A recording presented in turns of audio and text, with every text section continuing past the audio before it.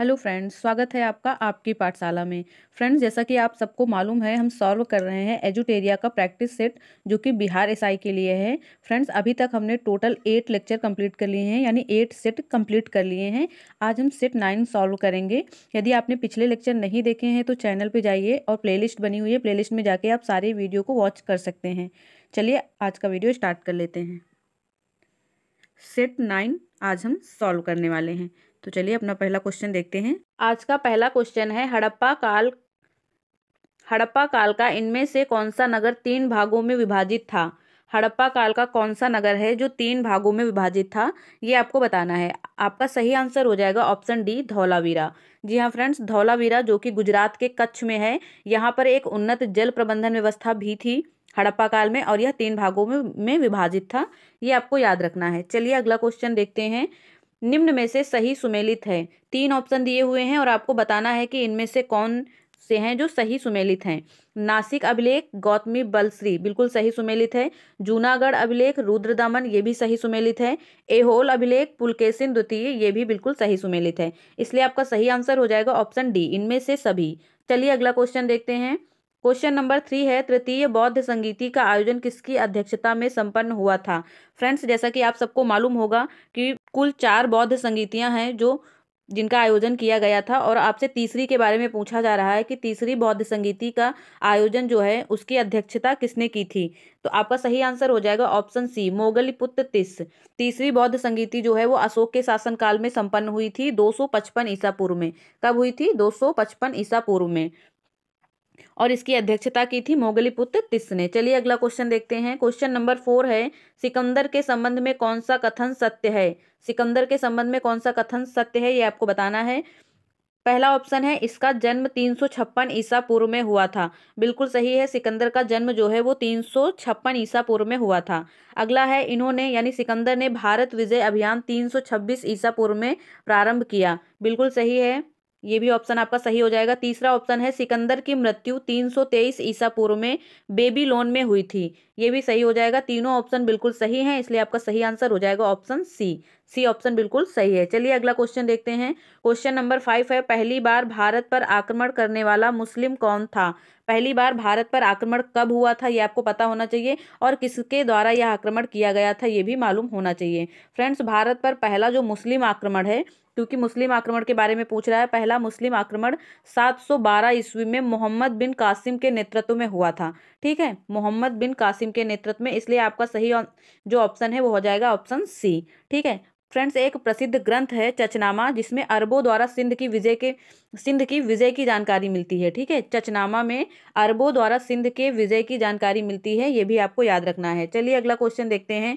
Question number 6 है, निम्नलिखित में से कौन दिल्ली सल्तनत के इतिहास का लेखक नहीं था। 4 इतिहासकारों के नाम दिए गए हैं और आपसे पूछा जा रहा है कि इनमें से कौन दिल्ली सल्तनत का इतिहास किसने नहीं लिखा है। ठीक है, आपका सही आंसर हो जाएगा option A, Abbas Khan Sarwani. Friends, ये जो अब्बास खां सरवानी है, इन्होंने शेर शाह सूरी का इतिहास लिखा है। ठीक है, इनकी पुस्तक का नाम है तारीखे शेर शाही। ठीक है, तारीखे शेर शाही नामक पुस्तक है इनकी। इन्होंने शेर शाह सूरी के बारे में लिखा है, ना कि दिल्ली सल्तनत के बारे में। तो आपका सही आंसर ऑप्शन ए हो जाएगा, अब्बास खां सरवानी। बचे हुए 3 ऑप्शन है, अमीर खुसरो, जियाजुद्दीन बरनी और मिन्हास उस सिराज। ये तीनों ही लेखक दिल्ली सल्तनत के इतिहासकार हैं, ये भी आपको याद रखना है। चलिए अगला क्वेश्चन देखते हैं। 7 नंबर का क्वेश्चन है, निम्न में से किसने अकबर की धार्मिक नीति की आलोचना की थी। ठीक है, अकबर की धार्मिक नीति आप सब लोग जानते होंगे, दीन-ए इलाही जो थी, दीन-ए इलाही की स्थापना की थी अकबर ने, तो वही अकबर की धार्मिक नीति है, और उसकी आलोचना किसने की है ये आपको बताना है। आपका सही आंसर हो जाएगा इसमें option A, Badayuni. Badayuni friends, Badayuni ने अकबर की धार्मिक नीति की आलोचना की थी। बदायूनी का पूरा नाम है अब्दुल कादिर बदायूनी, ये आपको याद रखना है। फ्रेंड्स, एक और लेखक हैं, इतिहासकार हैं, विंसेंट स्मिथ। विंसेंट स्मिथ भी कहते हैं कि दीन-ए इलाही जो है वो अकबर की भूल थी, ना कि उसकी बुद्धिमानी। ये भी आपको याद रखना है। चलिए अगला क्वेश्चन देखते हैं। क्वेश्चन नंबर 8 है, दिल्ली में पुराना किला के भवनों का निर्माण किया था। दिल्ली में पुराना किला के भवनों का निर्माण किसके द्वारा किया गया था या किसके द्वारा करवाया गया था। आपका सही आंसर हो जाएगा ऑप्शन सी, शेर शाह सूरी। चलिए फ्रेंड्स अगला क्वेश्चन देखते हैं। क्वेश्चन नंबर 9 है, ब्रिटिश शासन को भारत से उखाड़ फेंकने के लिए इनमें से किसने फ्रांसीसियों से मदद मांगी थी। 4 ऑप्शन दिए गए हैं और आपसे पूछा जा रहा है कि किसने भारत से ब्रिटिश शासन को उखाड़ने के लिए फ्रांसीसियों से मदद मांगी थी। फ्रेंड्स, आपको इसका आंसर मालूम होगा, ऑप्शन बी आपका सही आंसर हो जाएगा, टीपू सुल्तान। जी हाँ फ्रेंड्स, टीपू सुल्तान जो कि मैसूर का शासक था, उसने ब्रिटिशों को भारत से हटाने के लिए फ्रांसीसियों से मदद मांगी थी। चलिए अगला क्वेश्चन देखते हैं। क्वेश्चन नंबर 10 है, असहयोग आंदोलन किस वर्ष प्रारंभ हुआ था? असहयोग आंदोलन किस वर्ष प्रारंभ हुआ था? आपका सही आंसर हो जाएगा ऑप्शन बी। ऑप्शन बी 1920 ईस्वी। जी हाँ फ्रेंड्स, 1920 ईस्वी में असहयोग आंदोलन को प्रारंभ किया गया था। 1 अगस्त डेट है, 1 अगस्त 1920। ठीक है, 1 अगस्त 1920 को असहयोग आंदोलन प्रारंभ किया गया था। चलिए अगला क्वेश्चन देखते हैं। क्वेश्चन नंबर 11 हो जाएगा, बंग भंग विरोधी आंदोलन का प्रारंभ किस तिथि से शुरू हुआ?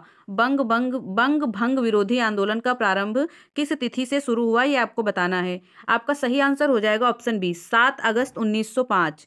7 अगस्त 1905 को शुरू हुआ था।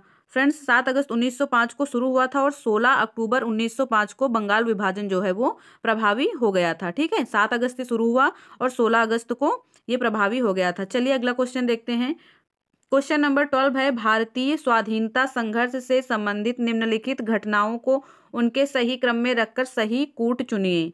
ठीक है, आपको 4 घटनाएं इतिहास की बताई गई हैं और आपको इनको क्रम से सजाना है। पहला है द्वितीय गोलमेज सम्मेलन। द्वितीय गोलमेज सम्मेलन कब हुआ था फ्रेंड्स?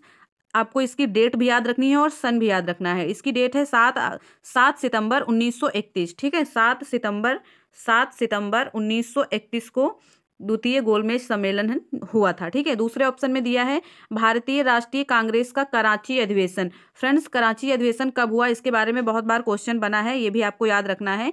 कराची अधिवेशन जो है वो 26 से 31 मार्च 1931 को हुआ। 26 से 31 मार्च के बीच में 1931 में हुआ था। ठीक है, 1931 में ये भी हुआ। 7 सितंबर को हुआ था गोलमेज सम्मेलन और ये हुआ है मार्च में, 26 से 31 मार्च में। और तीसरा ऑप्शन है भगत सिंह को फांसी। मेरे ख्याल से आप सभी को मालूम होगा, भगत सिंह को फांसी 23 मार्च 1931 को मिली थी। ठीक है, दी गई थी। भगत सिंह को जो फांसी दी गई थी वो 23 मार्च 1931 को दी गई थी। ऑप्शन 4 है गांधी इरविन समझौता। फ्रेंड्स, गांधी इरविन समझौता 5 मार्च 1931 को हुआ था। गांधी इरविन समझौता कब हुआ था? 5 मार्च 1931 को। आपने इसे नोट डाउन कर लिया होगा। फ्रेंड्स, सारी ही घटनाएं 1931 की हैं, लेकिन डेट सबका अलग अलग है। और देखिए कितना क्लोज क्वेश्चन बनाया गया है कि सन एक ही है, एक ही साल के अंदर सारी घटनाएं हुई हैं, किंतु इनका डेट अलग अलग है, तो आपको डेट भी याद रखना है, ये आपसे बताया जा रहा है। ठीक है, तो इनमें से सबसे पहले हुआ चौथा, यानी गांधी इरविन समझौता जो है वो 5 मार्च को हुआ। फिर भगत सिंह को फांसी जो है वो 23 मार्च को हुई। उसके बाद भारतीय राष्ट्रीय कांग्रेस का कराची अधिवेशन जो है वो हुआ 26 से 31 मार्च में। और सबसे लास्ट में द्वितीय गोलमेज सम्मेलन 7 सितंबर को हुआ। तो आपका सही जो आंसर हो जाएगा, सही कूट हो जाएगा 4 3 2 1, यानी सी ऑप्शन बिल्कुल सही होगा। चलिए अगला क्वेश्चन देखते हैं। क्वेश्चन नंबर 13 है, भारतीय संविधान सभा में कुल कितनी महिला सदस्य थी? ये क्वेश्चन कई बार एग्जाम में पूछा गया है कि संविधान सभा में कितनी महिलाएं थी। ठीक है, आप सभी को मालूम होगा, ऑप्शन सी आपका सही आंसर हो जाएगा, 15 महिलाएं जो हैं वो भारतीय संविधान सभा में थी। फ्रेंड्स, इसमें से एक पॉइंट और है, एक क्वेश्चन और बन जाता है कि 15 महिलाओं में से कितनी मुस्लिम महिलाएं थी। ठीक है, तो आपको याद रखना है कि केवल एक मुस्लिम महिला थी जिनका नाम था बेगम एजाज रसूल। ठीक है, बेगम एजाज रसूल एक महिला ऐसी थी जो मुस्लिम थी, बाकी की सभी महिलाएं मुस्लिम नहीं थी, हिंदू थी। चलिए अगला क्वेश्चन देखते हैं। 14 नंबर का क्वेश्चन है, भारतीय संविधान में कौन सा अनुच्छेद मानव के क्रय विक्रय तथा बेगार मजदूरी कराने पर प्रतिबंध लगाता है? फ्रेंड्स, आपको पता होगा यह जो क्वेश्चन दिया गया है ये मूल अधिकार से बना है, क्योंकि मानव के क्रय विक्रय और बेगार मजदूरी पर प्रतिबंध लगाता है। कौन सा अनुच्छेद है ये आपको बताना है। आपका सही आंसर होगा ऑप्शन ए, अनुच्छेद 23। ठीक है, अनुच्छेद 23 जो है वो प्रतिबंध लगाता है इस पे। चलिए अगला क्वेश्चन देखते हैं। आपको मालूम होना चाहिए मूल अधिकार जो हैं वो भाग 3 में हैं। ठीक है, भाग 3 में अनुच्छेद 12 से अनुच्छेद 35 तक मूल अधिकारों के बारे में बात की गई है और अनुच्छेद 23 जो है वो एक मूल अधिकार है। चलिए अगला क्वेश्चन देख लेते हैं। क्वेश्चन नंबर 15 है, निम्न में से कौन सा कथन गलत है? आपको गलत कथन बताना है। 4 ऑप्शन दिए गए हैं, चलिए पढ़ लेते हैं। पहला है, अनुच्छेद 61 में राष्ट्रपति पर महाभियोग की प्रक्रिया का वर्णन है। यह ऑप्शन बिल्कुल सही है। ठीक है, गलत कथन आपसे पूछ रहा है, किंतु यह गलत नहीं है। अनुच्छेद 61 में राष्ट्रपति के महाभियोग की प्रक्रिया का वर्णन किया गया है। ऑप्शन बी में है महाभियोग प्रस्ताव संसद के किसी भी सदन में प्रस्तुत किया जा सकता है। बिल्कुल सही ऑप्शन है कि महाभियोग प्रस्ताव जो है वो संसद के किसी भी सदन में, यानी लोकसभा में या फिर राज्यसभा में, किसी भी सदन में प्रस्तुत किया जा सकता है। ये कथन भी बिल्कुल गलत नहीं है, सही है। चलिए अगला क्वेश्चन देखते हैं। अगला क्वेश्चन है, अगला ऑप्शन है, महाभियोग जिस सदन द्वारा लगाया गया हो उस सदन का 1/4 सदस्यों के हस्ताक्षर हों। ठीक है, आपसे कह रहा है कि महाभियोग जिस भी सदन द्वारा लगाया गया हो, यानी उच्च सदन या फिर निम्न सदन, जिस भी सदन में महाभियोग लाया गया हो उस सदन के 1/4 सदस्यों के हस्ताक्षर उसमें होने चाहिए। ऑप्शन डी में है राष्ट्रपति पर राष्ट्रीय सुरक्षा के उल्लंघन के लिए महाभियोग चलाया जा सकता है। बिल्कुल गलत कथन है ये, और यही कथन आपका सही हो जाएगा क्योंकि गलत कथन ही पूछा जा रहा था। तो ऑप्शन डी सही होगा, राष्ट्रपति पर राष्ट्रीय सुरक्षा के उल्लंघन के लिए महाभियोग नहीं चलाया जा सकता। चलिए अगला क्वेश्चन देखते हैं। 16 नंबर का क्वेश्चन है, भारतीय संसद में मंत्रिमंडल के विरुद्ध अविश्वास प्रस्ताव पेश करने के लिए न्यूनतम कितने सांसदों के समर्थन की आवश्यकता होती है। ठीक है, अविश्वास प्रस्ताव के लिए बात हो रही है कि अविश्वास प्रस्ताव पेश करने के लिए न्यूनतम कितने सदस्य होने चाहिए। फ्रेंड्स, आपका सही आंसर होगा इसमें ऑप्शन सी 50। ठीक है, 50 सदस्य न्यूनतम होने चाहिए। चलिए अगला क्वेश्चन देखते हैं। 17 नंबर का क्वेश्चन है, निम्नलिखित राज्यों में किस राज्य में राज्यसभा की सीटों की संख्या समान है। किस राज्य में राज्यसभा में सीटों की संख्या समान है, यानी दो दो राज्य आपको दिए गए हैं जोड़े में, और आपको बताना है कि इनमें से किसमें कौन से ऐसे राज्य हैं जिनकी राज्यसभा की सीटें समान हैं। फ्रेंड्स, आपको याद होना चाहिए बिहार और पश्चिम बंगाल ऐसे दो राज्य हैं जिनकी सीटों की संख्या समान है। कितनी है ये भी आपको पता होना चाहिए। ऑप्शन बी पहले तो सही होगा। और कितनी संख्या है बिहार और पश्चिम बंगाल में? 16। कितनी सीटें हैं? 16 सीटें हैं। 16 पश्चिम बंगाल में हैं और 16 ही बिहार में हैं। ठीक है, तमिलनाडु में 18 सीटें हैं, ये आपको याद रखना है। छत्तीसगढ़ की बात होगी तो छत्तीसगढ़ में फ्रेंड्स, छत्तीसगढ़ में 5 सीटें हैं। ठीक है, और हिमाचल प्रदेश में 3। ठीक, हिमाचल प्रदेश में 3 है, छत्तीसगढ़ में 5 है, और बिहार एवं पश्चिम बंगाल का पूछ रहा है आपसे, इसमें टोटल 16 सीटें होती हैं दोनों ही राज्यों में। ठीक है, आपको याद रखना है। बिहार का आप एग्जाम देने वाले हैं तो बिहार का जरूर याद रखें। चलिए अगला क्वेश्चन देखते हैं। 18 नंबर का क्वेश्चन है, निम्न में से किस लोकसभा अध्यक्ष का कुल कार्यकाल सर्वाधिक रहा है। आपसे पूछा जा रहा है ऐसे कौन से लोकसभा अध्यक्ष रहे हैं जिनका कार्यकाल अभी तक का सबसे अधिक समय तक का काल रहा है। ठीक है फ्रेंड्स, आपका सही आंसर हो जाएगा ऑप्शन बी, बलराम जाखड़। बलराम जाखड़ जी ऐसे हैं जिनका लोकसभा में अध्यक्ष का कार्यकाल अभी तक का सर्वाधिक रहा है। फ्रेंड्स, इनका कार्यकाल जो था वो 22 जनवरी 1980 से लेके 16 दिसंबर 1989 तक का रहा है। ठीक है, 1980 से 1989 तक ये अध्यक्ष के पद पर थे। चलिए अगला क्वेश्चन देखते हैं। 19 नंबर का क्वेश्चन है, इनमें से कौन सा भारत में पंचायती राज की त्रिस्तरीय प्रणाली में एक स्तर नहीं है। फ्रेंड्स, आपको पता होगा बलवंत राय मेहता समिति ने पंचायती राज में त्रिस्तरीय प्रणाली की जो है वो सिफारिश की थी, और आपसे पूछ रहा है कि इन 3 स्तरों में कौन सा एक स्तर है, क्योंकि इसमें 4 ऑप्शन दिए गए हैं तो कोई 3 सही है, एक कौन सा है जो सही नहीं है। ठीक है, तो ग्राम पंचायत की बात की गई है, पंचायत समिति की बात की गई है, जिला परिषद की बात की गई है, किंतु नगर परिषद जैसा कुछ नहीं है। ठीक है, चलिए अगला क्वेश्चन देखते हैं, यानी डी ऑप्शन आपका जो है वो सही हो जाएगा, इसमें डी ऑप्शन सही हो जाएगा। चलिए अगला क्वेश्चन देखते हैं। क्वेश्चन नंबर 20 है, भारत सरकार का प्रथम विधि अधिकारी कौन होता है। ये क्वेश्चन पिछले सेट में भी पूछा गया था। भारत सरकार का प्रथम विधि अधिकारी कौन होता है, आप सभी को मालूम है, महान्यायवादी। महान्यायवादी को फ्रेंड्स भारत का प्रथम विधि अधिकारी कहा जाता है। महान्यायवादी के बारे में आर्टिकल 76 में उल्लेख किया गया है, यानी अनुच्छेद 76 में इसके बारे में उल्लेख है, और यह भारत सरकार का प्रथम विधि अधिकारी होता है। फ्रेंड्स, यह राष्ट्रपति के प्रसाद पर्यंत पद धारण करता है, ये भी आपको याद रखना है। चलिए अगला क्वेश्चन देखते हैं। क्वेश्चन नंबर 21 है, भारत के मुख्य निर्वाचन आयुक्त की नियुक्ति कौन करता है। भारत के मुख्य निर्वाचन आयुक्त की नियुक्ति कौन करता है, ये आपको बताना है।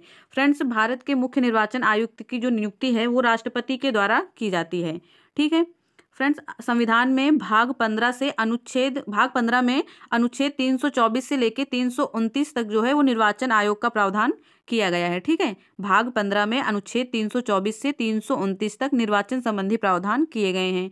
ठीक है, इसमें क्या होता है फ्रेंड्स, एक मुख्य निर्वाचन आयुक्त होता है तथा अन्य निर्वाचन आयुक्त होते हैं और अन्य निर्वाचन आयुक्त कितने होते हैं इसका उल्लेख नहीं है, लेकिन वर्तमान में 2 जो हैं वो अन्य निर्वाचन आयुक्त हैं। ठीक है, एक मुख्य निर्वाचन आयुक्त है और 2 अन्य निर्वाचन आयुक्त हैं और इनकी नियुक्ति राष्ट्रपति के द्वारा की जाती है, ये आपको याद रखना है। चलिए अगला क्वेश्चन देखते हैं। 22 नंबर का क्वेश्चन है, किस संविधान संशोधन द्वारा राज्य लोक सेवा आयोग की सदस्यों की सेवा मुक्ति की आयु सीमा 60 वर्ष से बढ़ाकर 62 वर्ष कर दी गई थी। ठीक है, आपसे पूछा जा रहा है कि किस संविधान संशोधन द्वारा जो राज्य के लोक सेवा आयोग के सदस्य होते हैं इनकी जो सेवा की मुक्ति है, यानी सेवा इनकी कब से खत्म होगी, इसकी जो सीमा थी वो पहले 60 वर्ष थी, उसको बढ़ाकर 62 वर्ष किया गया था। और कौन से संविधान संशोधन के द्वारा ये किया गया ये आपको बताना है। ठीक है, आपका सही आंसर हो जाएगा ऑप्शन बी। ऑप्शन बी आपका सही आंसर हो जाएगा 15वां संविधान संशोधन। चलिए फ्रेंड्स अगला क्वेश्चन देखते हैं। 23 नंबर का क्वेश्चन है, उस्ताद जाकिर हुसैन का संबंध किस वाद्य यंत्र से है। उस्ताद जाकिर हुसैन की बात कर रहा है और आपको बताना है जाकिर हुसैन जी का संबंध किस वाद्य यंत्र से है। ठीक है, आपका सही आंसर हो जाएगा ऑप्शन बी, तबला। फ्रेंड्स जाकिर हुसैन जी का संबंध किससे है, तबला से, या एक तबला वादक हैं। ठीक है, ऑप्शन ए में फ्रेंड्स सितार दिया गया है, सितार के किससे संबंधित है ये आपको बताना है। इनका नाम है पंडित रविशंकर। आप लोगों ने सुना होगा पंडित रविशंकर का संबंध किससे है, सितार से। ठीक है, सितार पंडित रविशंकर। ऑप्शन सी में सरोद दिया हुआ है, ये भी बहुत इंपॉर्टेंट क्वेश्चन है, क्वेश्चन बन जाता है बहुत बार। सरोद जो है वो अमजद अली खां से संबंधित है। किससे संबंधित है, अमजद अली खां से। ऑप्शन डी है, ऑप्शन डी में बांसुरी दिया हुआ है, बांसुरी के जो बांसुरी वादक हैं उनका नाम है हरिप्रसाद चौरसिया। बांसुरी वादक का नाम है हरिप्रसाद चौरसिया। चारों ही ऑप्शन के बारे में मैंने आपको बता दिया, याद रखना है। चलिए फ्रेंड्स अगला क्वेश्चन देखते हैं। क्वेश्चन नंबर 24 है, अंतरराष्ट्रीय सौर गठबंधन का प्रथम शिखर सम्मेलन निम्नलिखित में से किस शहर में हुआ था। अंतरराष्ट्रीय सौर गठबंधन का प्रथम जो सम्मेलन है वो किस शहर में हुआ था ये आपको बताना है। फ्रेंड्स आपका सही आंसर हो जाएगा ऑप्शन ए, नई दिल्ली। नई दिल्ली में हुआ था अंतरराष्ट्रीय सौर गठबंधन का प्रथम शिखर सम्मेलन। ठीक है फ्रेंड्स, अंतरराष्ट्रीय सौर गठबंधन जो है वो सौर ऊर्जा पर आधारित कई देशों का एक संगठन है। ठीक है, सौर ऊर्जा पर आधारित देशों का एक संगठन है। इसका जो शुभारंभ है वो भारत और फ्रांस द्वारा 30 नवंबर 2015 को किया गया था। ठीक है, पेरिस में, फ्रांस के शहर पेरिस में किया गया था। चलिए अगला क्वेश्चन देखते हैं। 25 नंबर का क्वेश्चन है, विश्व का प्रथम पूर्ण रूप से सौर ऊर्जा से संचालित अंतरराष्ट्रीय हवाई पत्तन स्थित है। कहाँ स्थित है ये आपको बताना है। विश्व का प्रथम है, पूर्ण रूप से सौर ऊर्जा से संचालित है, वो भी अंतरराष्ट्रीय हवाई पत्तन है। ठीक है, आपको बताना है कौन सा ऑप्शन सही हो जाएगा। ऑप्शन बी आपका सही आंसर है, कोच्चि। ठीक है, केरल में पड़ता है कोच्चि और यह अंतरराष्ट्रीय हवाई पत्तन सौर ऊर्जा से संचालित है पूर्णतः। ठीक है, चलिए अगला क्वेश्चन देखते हैं। 26 नंबर का क्वेश्चन है, भारत के निम्नलिखित क्षेत्रों में से किसमें भूतापीय ऊर्जा स्रोत नहीं पाए गए हैं। ठीक है, किस क्षेत्र में भूतापीय ऊर्जा स्रोत नहीं पाए गए हैं ये आपको बताना है। आपका सही आंसर हो जाएगा ऑप्शन बी, गंगा डेल्टा। चलिए अगला क्वेश्चन देखते हैं। 27 नंबर का क्वेश्चन है, निम्नलिखित में से कौन जैव अपघटनीय प्रदूषक हैं। जैव अपघटनीय प्रदूषक कौन से हैं ये आपको बताना है। फ्रेंड्स आपका सही आंसर हो जाएगा option A, option A sewage. ठीक है, 28 नंबर का क्वेश्चन है, निम्नलिखित में से कौन द्वितीयक प्रदूषक है। आपका सही आंसर हो जाएगा ऑप्शन ए, स्मॉग। चलिए अगला क्वेश्चन देखते हैं। क्वेश्चन नंबर 29 है, निम्न में से कौन सा जीवमंडल आरक्षित क्षेत्र बाघ आरक्षित क्षेत्र पूर्वी एवं पश्चिमी घाटों के मिलन स्थल पर स्थित है। 29 नंबर आपने सही से पढ़ लिया। आपका सही आंसर हो जाएगा ऑप्शन डी, सत्यमंगलम बाघ आरक्षित क्षेत्र। चलिए अगला क्वेश्चन देखते हैं। 30 नंबर का क्वेश्चन है, भारत में बाघ परियोजना कब शुरू की गई थी। भारत में बाघ परियोजना कब शुरू हुई ये आपको बताना है। आपका सही आंसर हो जाएगा ऑप्शन सी, 1973। जी हाँ, 1973 में भारत में बाघ परियोजना शुरू की गई थी। आपको याद रखना है कि बाघ परियोजना जो है वो केंद्र प्रायोजित योजना है। चलिए अगला क्वेश्चन देखते हैं। 31 नंबर का क्वेश्चन है, सेक्रेनई उत्सव किस राज्य में मनाया जाता है। सेक्रेनई उत्सव किस राज्य में मनाया जाता है ये आपको बताना है। आपका सही आंसर हो जाएगा ऑप्शन सी, नागालैंड। कहाँ पर मनाया जाता है, नागालैंड में। चलिए अगला क्वेश्चन देखते हैं। 32 नंबर का क्वेश्चन है, राष्ट्रीय प्रतिरक्षा विज्ञान संस्थान स्थित है। राष्ट्रीय प्रतिरक्षा विज्ञान संस्थान कहाँ पर स्थित है ये आपको बताना है। आपका सही आंसर हो जाएगा ऑप्शन बी, नई दिल्ली में। ठीक है फ्रेंड्स, नई दिल्ली में स्थित है राष्ट्रीय प्रतिरक्षा संस्थान। चलिए अगला क्वेश्चन देखते हैं। 33 नंबर का क्वेश्चन है, मिस अर्थ इंडिया 22 की विजेता निम्नलिखित में से कौन है। आपका सही आंसर हो जाएगा ऑप्शन बी, वंशिका परमार। कौन है? वंशिका परमार, ठीक है। जबकि फेमिना मिस इंडिया अवार्ड यदि आपसे पूछा जाता है किसने जीता है, तो आपका सही आंसर हो जाएगा सिनी सेट्टी। सिनी सेट्टी जी ने, ऑप्शन सी में सिनी सेट्टी जी का नाम दिया हुआ है, इन्होंने जीता है फेमिना मिस इंडिया अवार्ड। चलिए अगला क्वेश्चन देखते हैं। 34 नंबर का क्वेश्चन है, यूट्यूब के मुख्य कार्यकारी अधिकारी यानी कि सीईओ कौन बने हैं? यूट्यूब के सीईओ कौन बने हैं, ये आपसे पूछा जा रहा है। आपका सही आंसर हो जाएगा ऑप्शन ए, नील मोहन। ठीक है फ्रेंड्स, चलिए अगला क्वेश्चन देखते हैं। 35 नंबर का क्वेश्चन है, भारत तथा अमेरिका के मध्य होने वाले सैन्य अभ्यास टाइम ट्रायम्फ का आयोजन कहाँ किया गया है? टाइम ट्रायम्फ का आयोजन कहाँ किया गया है, ये बताना है। ये भारत और अमेरिका के बीच होने वाला सैन्य अभ्यास है। आपका सही आंसर होगा ऑप्शन बी, विशाखापत्तनम। कहाँ पे ये आयोजन इसका किया गया है? विशाखापत्तनम में। ठीक है फ्रेंड्स, भारत और अमेरिका के बीच होता है और एक नौसैनिक अभ्यास है, ये आपको याद रखना है। चलिए अगला क्वेश्चन देखते हैं। 36 नंबर का क्वेश्चन है, संयुक्त राष्ट्र महासागर सम्मेलन 2022 का आयोजन कहाँ किया गया है? संयुक्त राष्ट्र महासागर सम्मेलन 2022, इसका आयोजन कहाँ किया गया है, ये आपको बताना है। फ्रेंड्स, आपका सही आंसर हो जाएगा पुर्तगाल। जी हाँ, पुर्तगाल के लिस्बन शहर में यह सम्मेलन हुआ है। ठीक है, और यह सम्मेलन जो है वो एसडीजी लक्ष्य 14 से संबंधित है। ठीक है, एसडीजी लक्ष्य आप लोगों को मालूम होंगे 17 लक्ष्य हैं, 17 में से 14 नंबर का जो लक्ष्य है, 14 नंबर का लक्ष्य है जल के नीचे जीवन, और इस लक्ष्य को प्राप्त करने के लिए यह सम्मेलन किया गया। चलिए अगला क्वेश्चन देखते हैं। 37 नंबर का क्वेश्चन है, पब्लिक अफेयर्स इंडेक्स 2022 में किस राज्य को प्रथम स्थान प्राप्त हुआ है? पब्लिक अफेयर्स इंडेक्स की बात कर रहा है, 2022 का डाटा है, आपसे पूछ रहा है कि इसमें प्रथम स्थान किस राज्य को प्राप्त हुआ है। आपका सही आंसर हो जाएगा ऑप्शन सी, हरियाणा। प्रथम स्थान किसको प्राप्त हुआ है? हरियाणा को। फ्रेंड्स, यदि बिहार की बात करते हैं तो आपको याद रखना है बिहार का इसमें 15वां स्थान आया है। ठीक है, 15 नंबर का स्थान है बिहार का। चलिए अगला क्वेश्चन देखते हैं। 38 नंबर का क्वेश्चन है, 36वें राष्ट्रीय खेल 2022 का शुभंकर निम्न में से क्या था?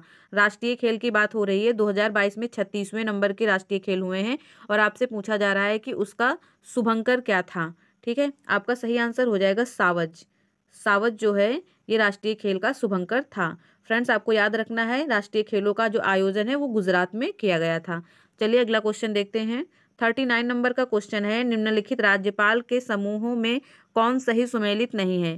फ्रेंड्स, एक तरफ आपको राज्य दिए गए हैं और दूसरी तरफ राज्य, उन राज्यों के राज्यपाल के नाम दिए गए हैं और आपको बताना है कि इनमें से कौन सा है जो सही सुमेलित नहीं है। ऑप्शन ए में दिया गया है, ऑप्शन ए में दिया गया है असम। फ्रेंड्स, असम के राज्यपाल हैं गुलाब चंद्र कटारिया, बिल्कुल सही सुमेलित है, तो ऑप्शन ए तो आपका सही हो जाएगा। ऑप्शन बी में दिया गया है झारखंड, झारखंड के राज्यपाल हैं सीपी राधाकृष्णन, ये भी बिल्कुल सही दिया गया है, तो ऑप्शन बी भी आपका सही हो जाएगा। ऑप्शन सी है मेघालय, मेघालय के राज्यपाल हैं फागू चौहान, ये भी बिल्कुल सही है। ऑप्शन डी में है हिमाचल प्रदेश, हिमाचल प्रदेश के राज्यपाल दिए गए हैं लक्ष्मण प्रसाद आचार्य, बिल्कुल गलत है ये। हिमाचल प्रदेश के जो राज्यपाल हैं वो लक्ष्मण प्रसाद आचार्य नहीं हैं, बल्कि हिमाचल प्रदेश के जो राज्यपाल हैं उनका नाम है शिव प्रताप शुक्ल। जी हाँ फ्रेंड्स, हिमाचल प्रदेश के राज्यपाल का नाम आप नोट डाउन कर लें, शिव प्रताप शुक्ल। फिर लक्ष्मण प्रसाद आचार्य जो हैं ये सिक्किम के नए राज्यपाल बने हैं, ये आपको याद रखना है। इसलिए आपका सही आंसर हो जाएगा ऑप्शन डी। कौन सा सही नहीं है ये पूछा जा रहा था, ऑप्शन डी सही नहीं है। चलिए अगला क्वेश्चन देख लेते हैं। 40 नंबर का क्वेश्चन है, केंद्र सरकार ने ट्रांसजेंडर तथा भिखारियों को कानूनी तथा सामाजिक सुरक्षा प्रदान करने के उद्देश्य से किस योजना की शुरुआत की है? केंद्र सरकार ने ट्रांसजेंडर तथा भिखारियों के लिए कानूनी तथा सामाजिक सुरक्षा प्रदान करने के लिए एक योजना की शुरुआत की है और इस योजना का क्या नाम है ये आपको बताना है। आपका सही आंसर हो जाएगा ऑप्शन बी, स्माइल योजना।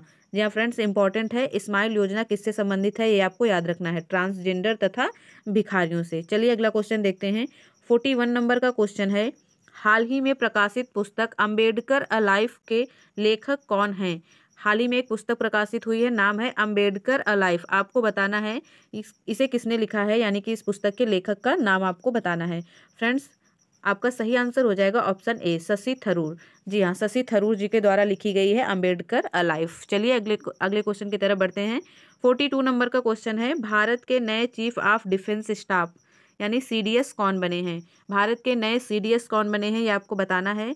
आपका सही आंसर हो जाएगा ऑप्शन बी, अनिल चौहान। भारत के दूसरे नंबर के CDS हैं ये अनिल चौहान जी। पहले CDS की बात अगर करें तो जनरल विपिन रावत जी भारत के पहले CDS थे, जिनकी हेलीकॉप्टर की दुर्घटना में जिनकी मृत्यु हो गई थी।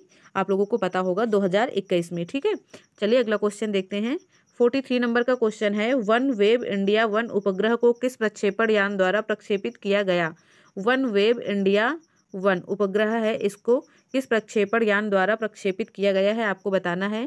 आपका सही आंसर हो जाएगा ऑप्शन बी, LVM-3M2 से। ठीक है, चलिए अगला क्वेश्चन देखते हैं। 44 नंबर का क्वेश्चन है, बजट 2023-24 में कितनी राशि जल जीवन मिशन योजना हेतु आवंटित की गई है? फ्रेंड्स, यदि आपको याद होगा तो ये क्वेश्चन पहले पिछले सेट में भी आ चुका है। जल जीवन मिशन के लिए कितनी राशि जो है वो आवंटित की गई है, ऐसा क्वेश्चन पहले भी आ चुका है। इसमें आपका सही आंसर हो जाएगा ऑप्शन सी, 79,000 करोड़। ठीक है, 79,000 करोड़ रुपए जल जीवन मिशन के लिए आवंटित किए गए हैं। फ्रेंड्स, एक और पॉइंट आपको याद रखना है, मनरेगा के लिए फ्रेंड्स 60,000 करोड़ रुपए आवंटित किए गए हैं, ये भी आपको याद रखना है, पूछा जा सकता है। चलिए अगला क्वेश्चन देखते हैं। 45 नंबर का क्वेश्चन है, आर्थिक सर्वेक्षण 2022-23 के अनुसार दलहन उत्पादन में भारत का स्थान क्या है? दलहन उत्पादन में भारत कौन से स्थान में है आपको बताना है। आपका सही आंसर हो जाएगा फ्रेंड्स ऑप्शन सी, तीसरा। दलहन उत्पादन में भारत का स्थान कितना है? तीसरा है। ठीक है, चलिए अगला क्वेश्चन देखते हैं। क्वेश्चन नंबर 46 है, भारत सरकार ने यूक्रेन से भारतीय नागरिकों को सुरक्षित निकासी हेतु किस ऑपरेशन की शुरुआत की है? भारत सरकार ने यूक्रेन से, जब यूक्रेन और रूस का युद्ध शुरू हुआ था उस समय पे एक ऑपरेशन चलाया था यूक्रेन में फंसे हुए भारतीयों को सुरक्षित वापस भारत बुलाने के लिए। तो आपसे पूछा जा रहा है कि उस ऑपरेशन का नाम क्या था। ठीक है फ्रेंड्स, आपका सही आंसर हो जाएगा option C, operation Ganga. Operation Ganga था उस ऑपरेशन का नाम। चलिए अगला क्वेश्चन देखते हैं। 47 नंबर का क्वेश्चन है, पाला आर्द्रभूमि क्षेत्र किस राज्य में स्थित है? पाला आर्द्रभूमि क्षेत्र किस राज्य में स्थित है? आपका सही आंसर हो जाएगा ऑप्शन ए, मिजोरम में। किस राज्य में स्थित है? मिजोरम में स्थित है। चलिए अगला क्वेश्चन देखते हैं। क्वेश्चन नंबर 48 है, बी ह्यूमन काइंड विषय के साथ निम्न में से कौन सा दिवस 2022 में मनाया गया? फ्रेंड्स, आपको एक थीम बताई गई है और आपसे पूछा जा रहा है कि यह किस दिवस की थीम थी। ठीक है, आपका सही आंसर हो जाएगा ऑप्शन ए, रेड क्रॉस दिवस। किस विषय की थीम थी? रेड क्रॉस दिवस की। आपको ये भी पता होना चाहिए कि रेड क्रॉस दिवस है वो कौन सी तारीख को मनाया जाता है। रेड क्रॉस दिवस मनाया जाता है 8 मई को। ठीक है, और इसकी थीम थी बी ह्यूमन काइंड।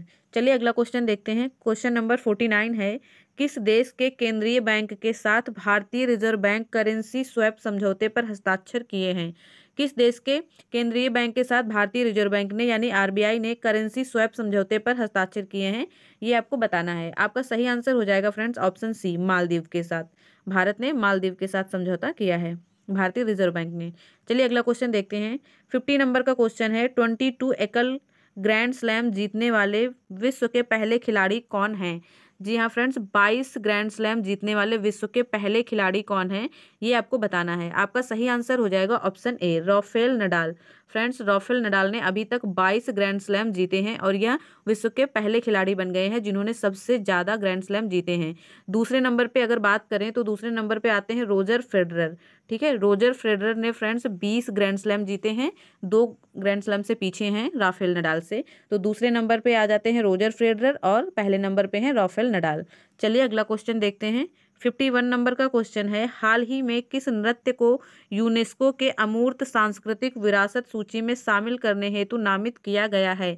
आपका सही आंसर हो जाएगा ऑप्शन डी, गरबा। जी हाँ फ्रेंड्स, आपको पता होना चाहिए गरबा जो है वो गुजरात से संबंधित है। गरबा नृत्य जो है वो गुजरात से संबंधित है और इसे हाल ही में यूनेस्को के अमूर्त सांस्कृतिक विरासत में शामिल किया गया है। चलिए अगला क्वेश्चन देखते हैं। 52 नंबर का क्वेश्चन है, श्रीनगर में स्वामी रामानुजाचार्य की मूर्ति का अनावरण किसके द्वारा किया गया है? श्रीनगर में रामानुजाचार्य की मूर्ति का अनावरण किसके द्वारा किया गया है ये आपको बताना है। आपका सही आंसर हो जाएगा ऑप्शन सी, अमित शाह। जी हाँ फ्रेंड्स, हमारे गृह मंत्री अमित शाह के द्वारा इसका अनावरण किया गया था। ठीक है, ये आपको याद रखना है। फ्रेंड्स, आपको एक और पॉइंट इसमें याद रखना है, स्वामी रामानुजाचार्य की जो मूर्ति है उसे किस नाम से जाना जाता है? ठीक है, आपको याद रखना है, इसे स्टैचू ऑफ पीस के नाम से जाना जाता है। ठीक है, रामानुजाचार्य की जो मूर्ति है उसे स्टैचू ऑफ पीस का नाम दिया गया है और इसका जो अनावरण है वो अमित शाह जी के द्वारा किया गया था। अगला क्वेश्चन है, हाल ही में एशियन का 11वां सदस्य कौन बना है? आपका सही आंसर हो जाएगा ऑप्शन ए, तोमर लिस्ते। तोमर लिस्ते हाल ही में एशियन का 11वां सदस्य बना है। ठीक है फ्रेंड्स, इसकी स्थापना की बात की जाए तो 1967 में इसकी स्थापना जो है वो की गई थी और यह 11वां सदस्य जो है वो तोमर लिस्ते बना है, 11वें नंबर का सदस्य। ठीक है, चलिए अगला क्वेश्चन देखते हैं। 54 नंबर का क्वेश्चन है, उत्तर प्रदेश सरकार ने किस वर्ष तक मथुरा शहर को शुद्ध शून्य कार्बन उत्सर्जन पर्यटन स्थल बनाने की घोषणा की है। ठीक है, यूपी के बारे में क्वेश्चन है। यूपी का शहर है मथुरा और मथुरा को शुद्ध शून्य कार्बन उत्सर्जन पर्यटन स्थल बनाने की घोषणा की है उत्तर प्रदेश सरकार ने। तो ये किस वर्ष तक की गई है ये आपको बताना है।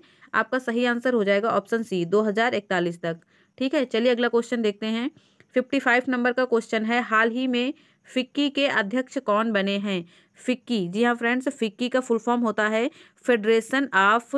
Federation of Indian chambers of commerce and industries. ठीक है, फिर से एक बार मैं रिपीट कर रही हूँ, आप ध्यान से नोट कर लीजिए, federation of Indian chambers of commerce and industry. ठीक है, फिक्की की स्थापना जो है वो 1927 में की गई थी और आपको बताना है कि इस समय इसके अध्यक्ष कौन बने हैं। आपका सही आंसर हो जाएगा ऑप्शन बी, शुभ्रकांत पांडा। कौन है इसके अध्यक्ष? शुभ्रकांत पांडा। चलिए अगला क्वेश्चन देखते हैं। 56 नंबर का क्वेश्चन है, प्रतिवर्ष किस तिथि को अंतर्राष्ट्रीय गरीबी उन्मूलन दिवस मनाया जाता है? किस तिथि को अंतर्राष्ट्रीय गरीबी उन्मूलन दिवस, राष्ट्रीय नहीं है, ये आपको याद रखना है। अंतर्राष्ट्रीय गरीबी उन्मूलन दिवस किस तारीख को मनाया जाता है? आपका सही आंसर हो जाएगा ऑप्शन सी, 17 अक्टूबर। किस तारीख को मनाया जाता है? 17 अक्टूबर को। 2022 में इसकी थीम थी dignity for all in practice. ठीक है, dignity for all in practice, ये 2022 में अंतर्राष्ट्रीय गरीबी उन्मूलन दिवस की थीम थी जो कि 17 अक्टूबर को मनाया गया था। चलिए अगला क्वेश्चन देखते हैं। 57 नंबर का क्वेश्चन है, हाल ही में इलाबेन भट्ट का निधन हो गया, उनका संबंध किस क्षेत्र से था?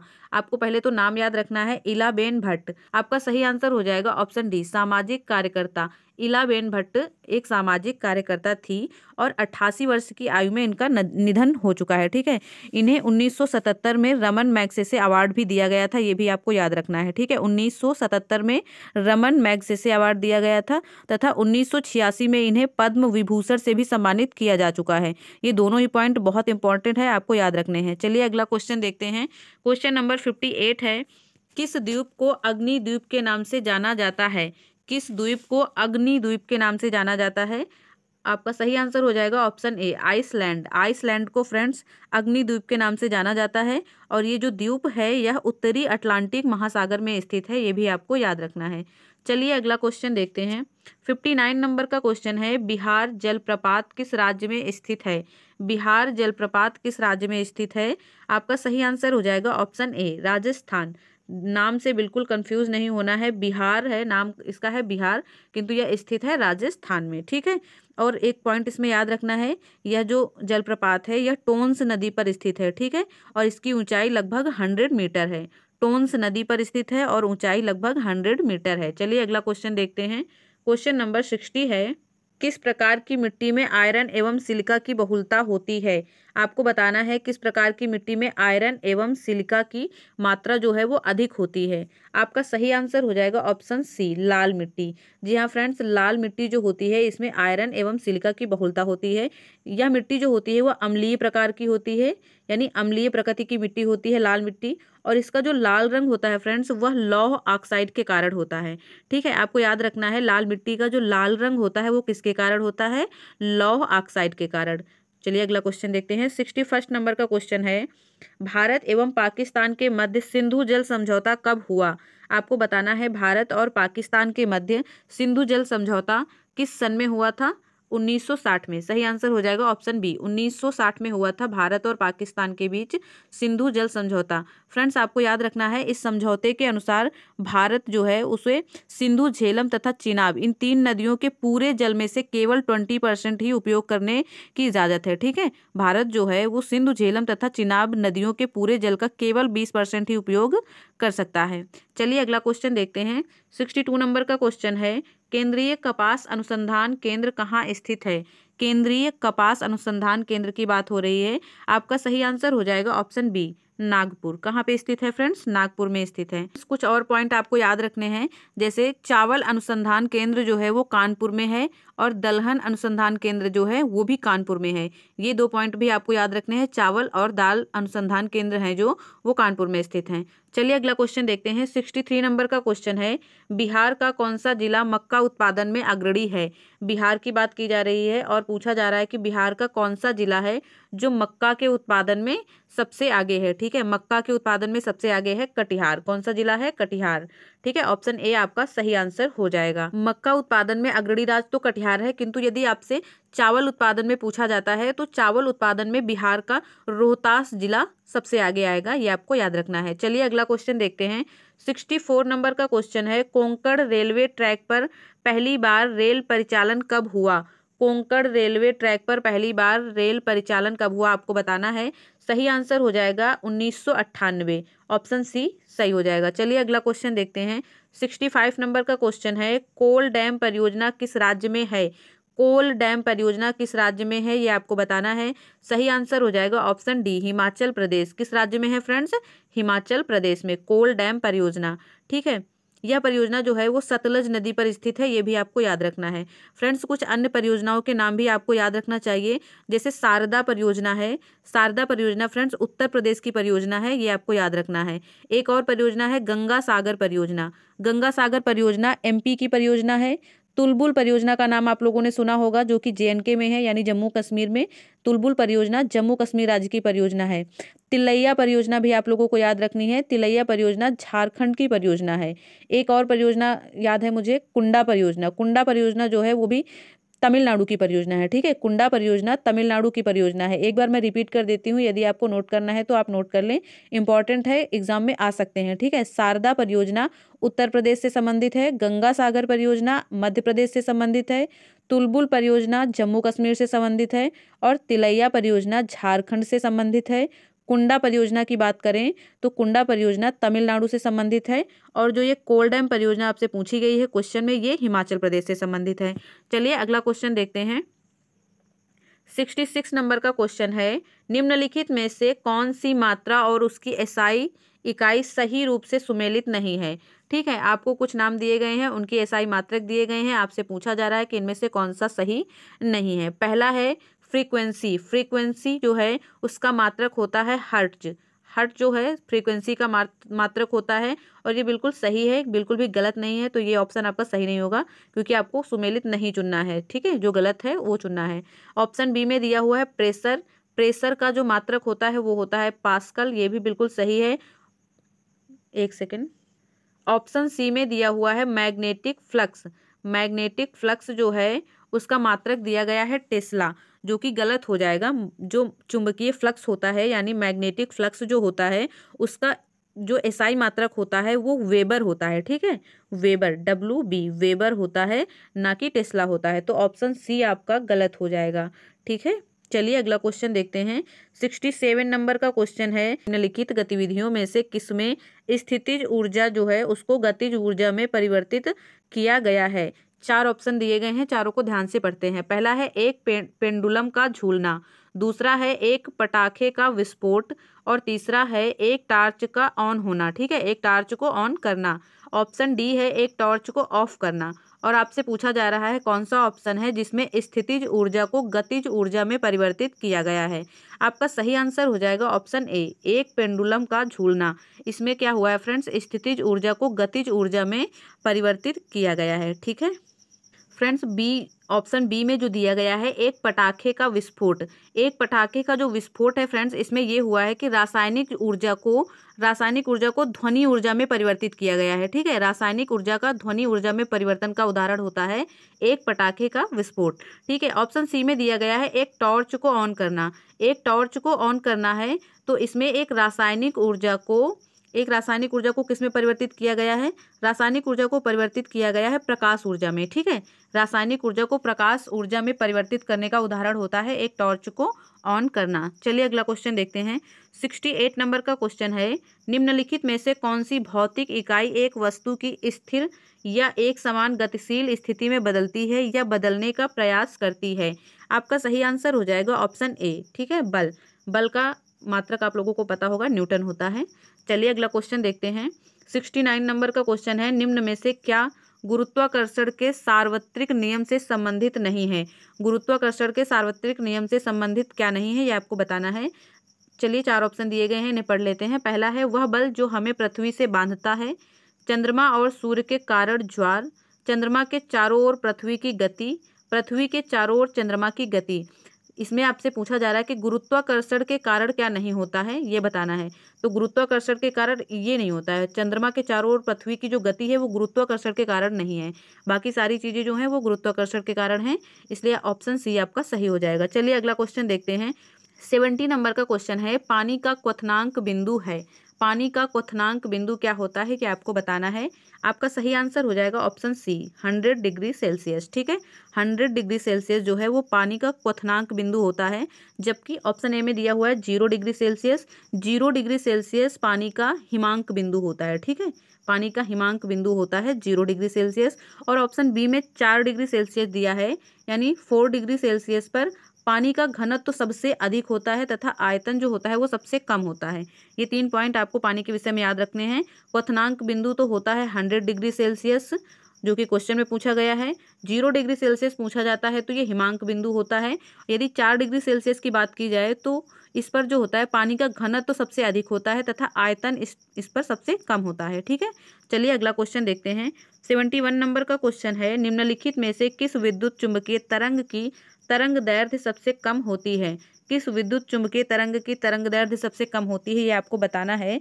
आपका सही आंसर हो जाएगा ऑप्शन डी, गामा किरण। ठीक है, गामा किरण की विद्युत चुम्बकीय तरंग जो है वो तरंग दैर्ध्य जो है वो सबसे कम होती है। ठीक है फ्रेंड्स, तरंग दैर्ध्य को घटते क्रम में आप एक बार नोट डाउन कर लें, इसे याद कर लें, क्योंकि अलग अलग तरह से इसमें क्वेश्चन बनते हुए मैंने देखा है। कई बार प्रीवियस ईयर क्वेश्चन देखे हैं, उसमें अलग अलग ऑप्शन आपको मिलते हैं। तो तरंग दैर्ध्य को घटते क्रम में एक बार नोट डाउन कर लें। सबसे ज़्यादा जो तरंग दैर्ध्य होती है वो होती है दीर्घ रेडियो तरंग की। ठीक है, और उससे कम होती है लघु रेडियो तरंग की, उससे कम होती है अवरक्त विकिरण, और उससे कम होता है दृश्य विकिरण, उससे कम है पराबैंगनी किरणें, उसके बाद आती है एक्स किरणें, और एक्स किरणों के बाद सबसे आखिर में आती हैं गामा किरणें। ठीक है, जो आपसे क्वेश्चन में पूछा गया है, गामा किरणों की तरंग दैर्ध्य सबसे कम होती है, उससे थोड़ा ज़्यादा एक्स किरणों की, और उससे ज़्यादा पराबैंगनी किरणों की, उससे ज़्यादा होती है दृश्य विकिरण, उससे ज़्यादा अवरक्त विकिरण, उसके बाद है लघु रेडियो तरंग, और सबसे ज़्यादा होती है तरंग दैर्ध्य दीर्घ रेडियो तरंग की। ठीक है, ये आपको याद रखना है। चलिए अगला क्वेश्चन देखते हैं।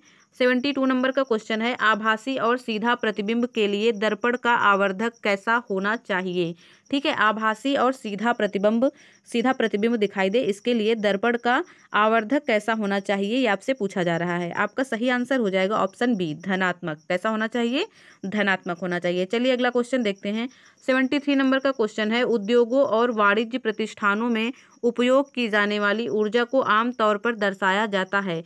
उद्योगों और वाणिज्य प्रतिष्ठानों में उपयोग की जाने वाली जो ऊर्जा है उसे कैसे दर्शाया जाता है, ये आपसे पूछा जा रहा है। आपका सही आंसर हो जाएगा ऑप्शन ए, किलोवाट घंटा। कैसे दर्शाया जाता है? किलोवाट घंटा में दर्शाया जाता है। चलिए अगला क्वेश्चन देखते हैं। 74 नंबर का क्वेश्चन है, निम्नलिखित में से कौन सुमेलित है? कुछ आविष्कार दिए गए हैं और उन आविष्कारक के नाम दिए गए हैं। ठीक है, आविष्कार और आविष्कारक के नाम दिए गए हैं, आपको बताना है कि कौन से सुमेलित हैं। ठीक है, कौन से सुमेलित हैं ये आपको बताना है।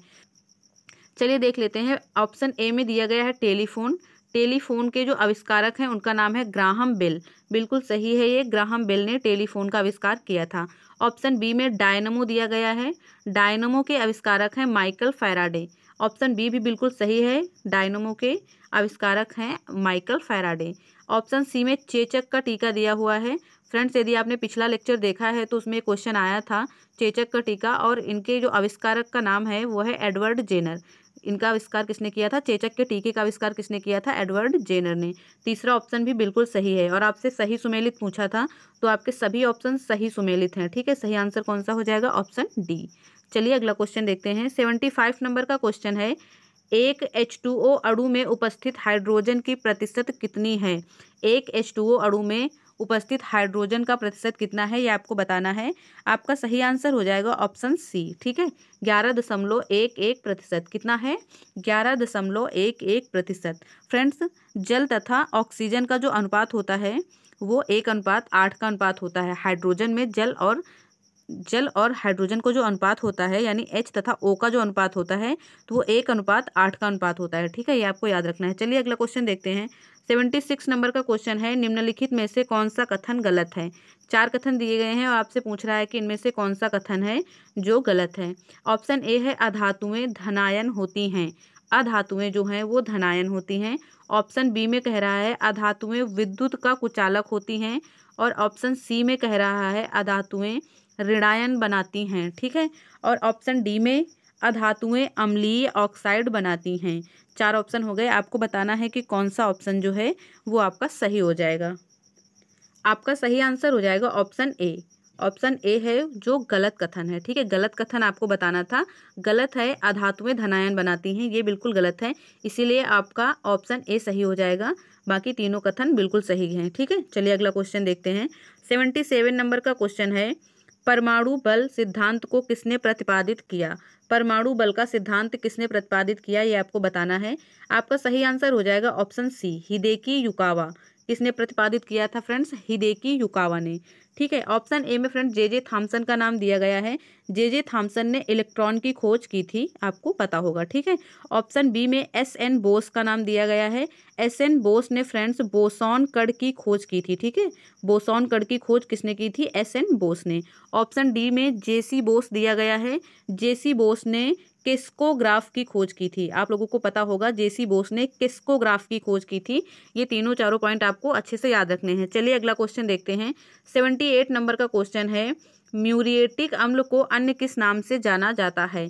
म्यूरिएटिक अम्ल को अन्य किस नाम से जाना जाता है? आपका सही आंसर होगा ऑप्शन बी, हाइड्रोक्लोरिक अम्ल। अन्य किस नाम से जाना जाता है? हाइड्रोक्लोरिक अम्ल के नाम से जाना जाता है। चलिए अगला क्वेश्चन देखते हैं। 79 नंबर का क्वेश्चन है, निम्नलिखित में से कौन सा अम्ल और क्षार के बीच समानता है। अम्ल और क्षार के बीच की समानता आपको बतानी है। 4 ऑप्शन दिए गए हैं, चलिए पढ़ लेते हैं। पहला है वे परीक्षकों के रूप में उपयोग किए जाते हैं। दूसरा है वे कड़वे होते हैं।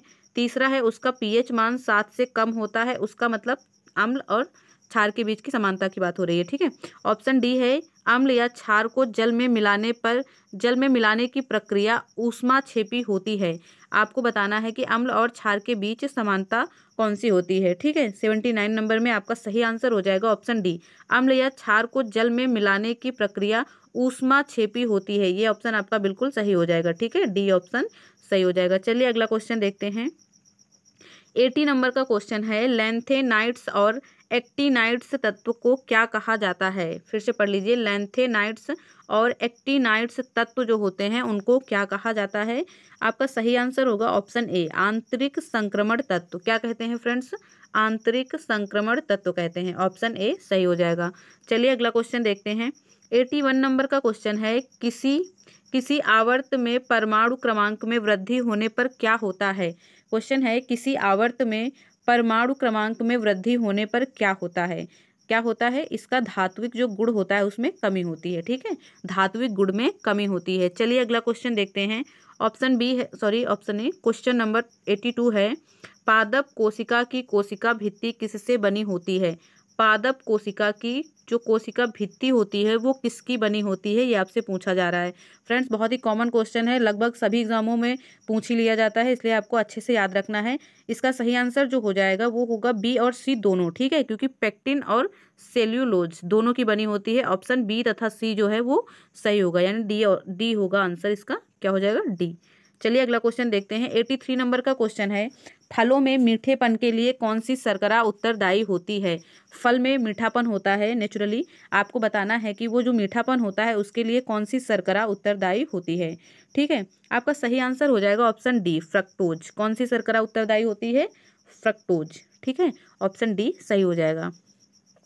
फ्रेंड्स ऑप्शन ए में सुक्रोज दिया गया है। सुक्रोज किस में पाया जाता है?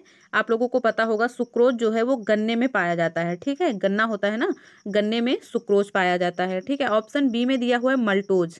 माल्टोज जो होता है फ्रेंड्स वो अनाजों में पाया जाता है। ठीक है, अनाज जैसे चावल आदि हैं इसमें पाया जाता है माल्टोज। और ऑप्शन सी में लैक्टोज दिया गया है। लैक्टोज जो होता है वो दूध में पाया जाता है। ठीक है, चारों ही ऑप्शन मैंने आपको बता दिए, याद रखना। चलिए अगला क्वेश्चन देखते हैं।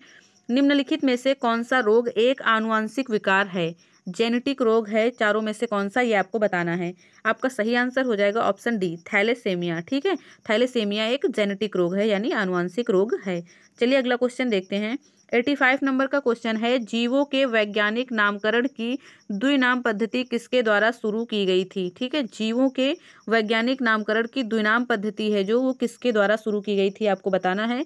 आपका सही आंसर हो जाएगा option C, Carolus Linnaeus. Carolus Linnaeus द्वारा जारी की गई थी। चलिए अगला क्वेश्चन देखते हैं। 86 नंबर का क्वेश्चन है, निम्नलिखित में से किस संघ के सदस्य मुक्त जीवन जीने वाले विशिष्ट समुद्री जीव होते हैं। किस संघ के सदस्य हैं जो मुक्त जीवन जीने के लिए विशिष्ट समुद्री जीव होते हैं। ठीक है, आपका सही आंसर हो जाएगा ऑप्शन सी, इका इनोडर्मेटा। इका इनोडर्मेटा संघ के जो जीव होते हैं वो विशिष्ट समुद्री जीव होते हैं जो मुक्त जीवन जीते हैं। ठीक है, चलिए अगला क्वेश्चन देखते हैं। 87 नंबर का क्वेश्चन है, निम्नलिखित में से कौन सा एंजाइम प्रोटीन को पेप्टाइड में परिवर्तित करता है। कौन सा एंजाइम है जो प्रोटीन को पेप्टाइड में परिवर्तित करता है। सही आंसर होगा ऑप्शन ए, पेप्सिन। ठीक है, पेप्सिन, प्रोटीन, पेप्टाइड सारे पी से शुरू हैं, याद रखना। चलिए अगला क्वेश्चन देखते हैं। 88 नंबर का क्वेश्चन है, निम्नलिखित में से कौन सा कथन गलत है। 4 कथन दिए गए हैं और आपसे गलत कथन पूछ रहा है। चलिए पढ़ लेते हैं। पहला है, रक्त शरीर को बीमारी से बचाता है। ठीक है, दूसरा है, रक्त ज्ञानेंद्रिय इनपुट में मदद करता है। ऑप्शन सी है, रक्त ऑक्सीजन को फेफड़े से शरीर के अन्य भागों में ले जाता है। फिर से पढ़ लीजिए, रक्त जो है वो ऑक्सीजन को फेफड़े से शरीर के अन्य भागों में ले जाता है। ऑप्शन डी है, रक्त कार्बन डाइऑक्साइड को शरीर की कोशिकाओं से फेफड़ों तक ले जाता है। फ्रेंड्स, चारों कथन आपने ध्यान से पढ़ लिया है और आपको गलत कथन बताना है, कौन सा कथन गलत है। फ्रेंड्स, जो बी ऑप्शन दिया है ये बिल्कुल गलत कथन है, क्योंकि रक्त ज्ञानेंद्रिय इनपुट में मदद करता है ऐसा कुछ भी नहीं है। तो बी ऑप्शन ही आपको बताना है सही आंसर के रूप में। ठीक है, क्योंकि गलत कथन पूछ रहा था। चलिए अगला क्वेश्चन देखते हैं। 89 नंबर का क्वेश्चन है, मानव शरीर के किस अंग में लिम्फोसाइट कोशिकाओं का निर्माण होता है। मानव शरीर के किस अंग में लिम्फोसाइट कोशिकाओं का निर्माण होता है, ये आपको बताना है। आपका सही आंसर हो जाएगा ऑप्शन ए, अस्थि मज्जा। ऑप्शन ए सही हो जाएगा। चलिए अगला क्वेश्चन देखते हैं। 90 नंबर का क्वेश्चन है, निम्नलिखित में से किस प्राणी के प्लाज्मा में हीमोग्लोबिन का विलय हो जाता है। किस प्राणी के प्लाज्मा में हीमोग्लोबिन का विलय हो जाता है, आपको बताना है। सही आंसर हो जाएगा ऑप्शन डी, केचुआ। ठीक है, चलिए अगला क्वेश्चन देखते हैं। 91 नंबर का क्वेश्चन है, भारतीय रिजर्व बैंक द्वारा बैंक दर कम करने का प्रभाव होता है। फ्रेंड्स, भारतीय रिजर्व बैंक यानी आरबीआई द्वारा बैंक दर कम कर दी जाती है तो इसका क्या प्रभाव पड़ता है, ये आपको बताना है। 4 ऑप्शन दिए गए हैं, चलिए पढ़ लेते हैं। पहला है, वाणिज्यिक बैंकों द्वारा अधिक जमा राशि का जुटाव। दूसरा है, बाजार में कम तरलता। तीसरा है, बाजार में अधिक तरलता। और चौथा है, बाजार में तरलता में कोई बदलाव नहीं होता है। ठीक है फ्रेंड्स, सबसे पहले तो आपको ये जानना होगा कि बैंक दर क्या होती है। आप सभी को मालूम होगा, बैंक दर वह दर होती है जिस पर आरबीआई वाणिज्यिक बैंकों को उधार देता है। ठीक है, बैंक दर वह होती है जिसमें आरबीआई जो होता है वो वाणिज्यिक बैंक यानी जो बैंकें होती हैं, ये एसबीआई, एचडीएफसी जैसी बैंकें, इनको उधार देता है आरबीआई, जिस दर पर उसे बैंक दर कहते हैं। ठीक है, तो ये होता है कि इसमें बैंक दर को कम करने की बात की जा रही है। ठीक है, बैंक दर को कम करने की बात की जा रही है। यदि आरबीआई ने सस्ते दर पर दे दिया पैसा वाणिज्यिक बैंकों को, तो वाणिज्यिक बैंकें जो हैं वो अधिक से अधिक लोन देना शुरू कर देंगी लोगों को, जिससे क्या होगा कि बाजार में तरलता अधिक हो जाएगी। ठीक है, जब लोगों को लोन मिलेगा तो लोगों के हाथ में पैसे आ जाएंगे। पैसे आ जाएंगे, इसका मतलब यह है कि बाजार में तरलता अधिक हो जाएगी। ठीक है, ऑप्शन सी सही हो जाएगा आपका। चलिए अगला क्वेश्चन देखते हैं। 92 नंबर का क्वेश्चन है, निम्नलिखित में से कौन सा फिलिप्स वक्र द्वारा दर्शाया जाता है। कौन सा फिलिप्स वक्र द्वारा दर्शाया जाता है, ये आपको बताना है। आपका सही आंसर होगा ऑप्शन ए, मुद्रास्फीति की दर और बेरोजगारी की दर के बीच विपरीत संबंध। ठीक है, मुद्रास्फीति की दर और बेरोजगारी की दर के बीच में जो विपरीत संबंध है उसको फिलिप्स वक्र के द्वारा दर्शाया जाता है। चलिए अगला क्वेश्चन देखते हैं। 93 नंबर का क्वेश्चन है, अर्थशास्त्र वाणिज्य के संदर्भ में गिल्ट एज बाजार क्या है। गिल्ट एज्ड बाजार क्या है, ये आपको बताना है। आपका सही आंसर हो जाएगा ऑप्शन ए, सुरक्षित बाजार। गिल्ट एज्ड बाजार क्या होता है, सुरक्षित बाजार। चलिए अगला क्वेश्चन देखते हैं। 94 नंबर का क्वेश्चन है, बैंक दर वह दर है जिस पर भारतीय रिजर्व बैंक निम्न में से किसे ऋण प्रदान करता है। आपके लिए तो बहुत ईजी हो गया ये क्वेश्चन, क्योंकि अभी अभी मैंने बताया कि बैंक दर कौन सी दर होती है, बैंक दर क्या होती है।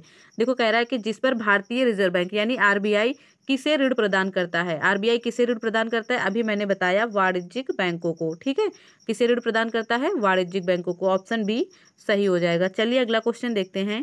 95 नंबर का क्वेश्चन है, निम्नलिखित में से कौन सी रिपोर्ट विश्व बैंक द्वारा जारी किया जाता है। विश्व बैंक के द्वारा कौन सी रिपोर्ट जारी की जाती है, ये आपको बताना है। 3 ऑप्शन दिए गए हैं, चलिए देखते हैं। पहला है ease of doing business. Ease of doing business जो रिपोर्ट है उसे विश्व बैंक द्वारा जारी किया जाता है, तो ऑप्शन ए तो बिल्कुल सही है। ऑप्शन बी है वर्ल्ड डेवलपमेंट रिपोर्ट।